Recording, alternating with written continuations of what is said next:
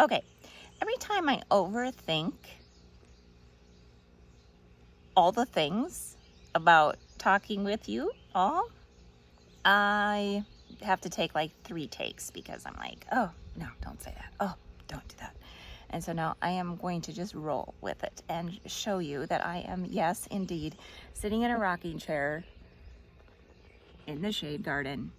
And the rocking chair is actually Doug's grandpa's and grandma's, Melvin and Alice. Melvin, the Larsons. So it comes from there and it resides in the garden shed.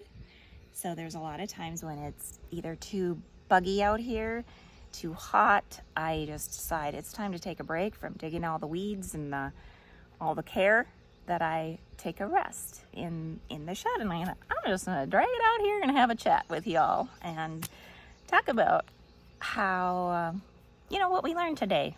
Today is Sunday when I'm filming this, and we had a beautiful service this morning to install our new pastor, Pastor Hector, and our former senior pastor came and did the installation.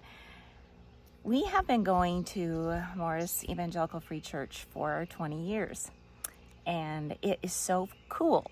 I started writing in my study Bible the dates and the pastor that is preaching this particular passage and write little notes in it. And so Pastor Marlin is his name. He came back to give the message, and I look in my Bible, it's from 2015. Marlin also preached from that, so I don't know. That's just a little tidbit I shared with a younger gal today about how I write notes in my Bible, and it's so fun, the history of it.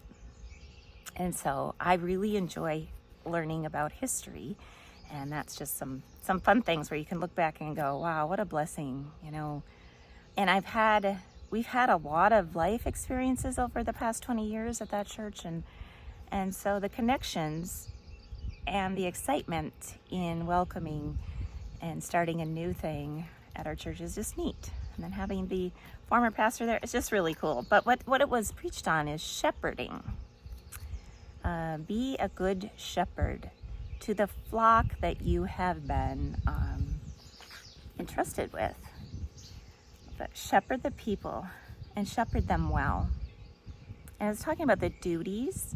So what shepherds, like shepherds of sheep, are, and what their duties are, and that they protect, they provide, they care for, and they also guide. And I just realized, going through word by word of this passage, which is from 1 Peter chapter 5, about how each of us are kind of entrusted with different things to take care of. For instance, like my family is entrusted to taking care of the soil and taking care of the farm and taking care of their families, or taking care of scheduling. Our youngest son is a office specialist at the local clinic, hospital. And, we each have our specialties, and we each have our things that we're passionate about. And today, when I was just writing notes and scouring, I was like, I forgot how I love to learn about how to be a better shepherd. How to be a better shepherd and a better guide of what I've been entrusted to. It's not my flock. It's not my garden that I've been entrusted to. And I think that's why we care for things the way we do, is because it's really actually God's. All of it. All of it. The opportunity that we have to speak with you all has been entrusted to us. And sometimes it can be kind of heavy. And that was part of the message too. The senior pastor role in can get kind of heavy. It's a responsibility. And anyway, just reflecting on the joy of that, and how blessed we are, and the eagerness to have an eager spirit to take care of what you're passionate about. This week I was having a conversation about, well, what's your passion and what you want to do? And you just think that, okay, when I get to this part of my life, when I get to that part of my life, when I, like you go to school for this, you go to school for that, but what's your passion? I am not a young woman anymore. It's like, I was like, I don't even know. And then, because you get caring for your flock, and you care for the things, and you take care of the initial things that are going on, or the immediate things that are going on in your life, and you get so focused on the doing of things that you forget about the things that really, really enthuse you, that make you eager each day. And I remembered how much I like to study the truth.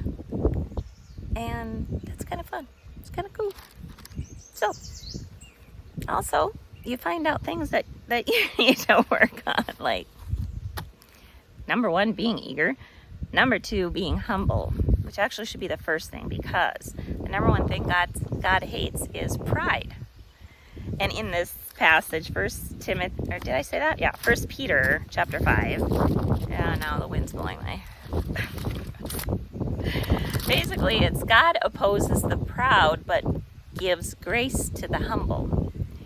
And sometimes, even little things that you might be thinking, like you want to, I want to control a situation or a certain person, or I want to, like, I pray about something, and then I'm like, but I've already know how I want the answer to be, and I've already got it all planned out, and I'm just hoping that God will come alongside of me and fill that in and finish that out for me.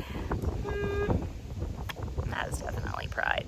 That is definitely control. And that scripture also talks about do not lord over it. Do not lord over the flock is what they're talking about, but do not lord over it. Like, don't think that you're like, you need to guide, and you need to protect, and you need to do things, but don't think that you're going to control the things or the people. Yeah? I don't know. I just like to get on here and hopefully encourage and share the things that I'm learning. I am not a theologian. I will be learning more, and just intertwine with our regular everyday life, and that sometimes everyday life can be quite overwhelming sometimes, and sometimes kind of boring. The tasks of everyday life, and we all got to eat. We all have self-care we have to do. We all have, our homes to take care of. And then you throw in things that really aren't necessary, like big gardens, which actually bring joy. So, you got to find things that, like,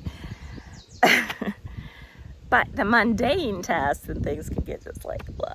So, anyway, I just like to get on here and in between all of the crazy and give you some encouragement. But keep after it. And I pray that I will be a good shepherd. Thanks for joining me.